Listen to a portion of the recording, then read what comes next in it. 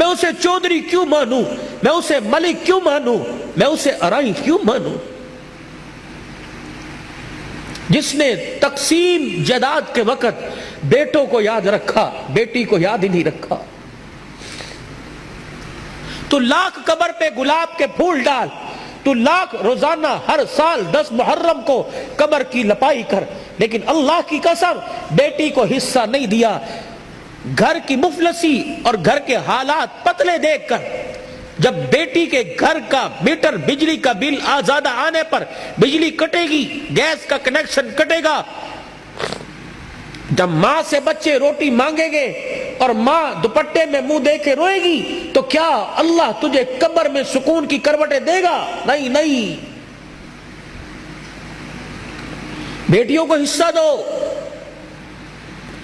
بہت سخت پکڑ ہے، قیامت کا دن ہوگا، اللہ پوری روح زمین کو لوہے کی بنائیں گے، پھر جہنم میں اسے جہاں تک اس کی مرضی اس کو گرم کیا جائے گا، پھر اس پوری زمین میں سوراخ کر کے ایک جہنم کی زنجیر اس میں ڈالے گا۔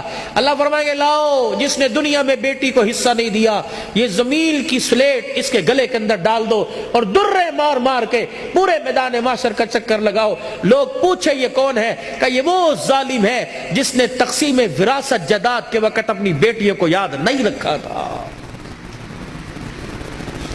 اچھا مجھے ایمانداری سے بتلاؤ، بیٹیوں کو حصہ نہ دینے پر تمہاری کون سی صحت میں اضافہ ہوتا ہے؟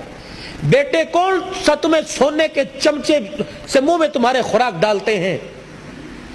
اور یاد رکھنا، مرنے کے بعد بیٹے، اللہ ان کو زندگیاں دے، بیٹے جائیداد کے وارث ہوتے ہیں، لیکن بیٹیاں جب تک زندگی ہے باپ کی چرپائی کی وارث ہوتی ہیں۔ نہیں بھولتیاں، کمیٹیاں ڈال ڈال کے باپ کا ختم کروائیں گی، اپنے خامد سے مانگ مانگ کر پیسے جوڑ جوڑ کے جا مسیتے مٹھائی دیا، مولوی صاحب نو کہیں میرے ابو نو سال ہو گیا دعا کر دئی۔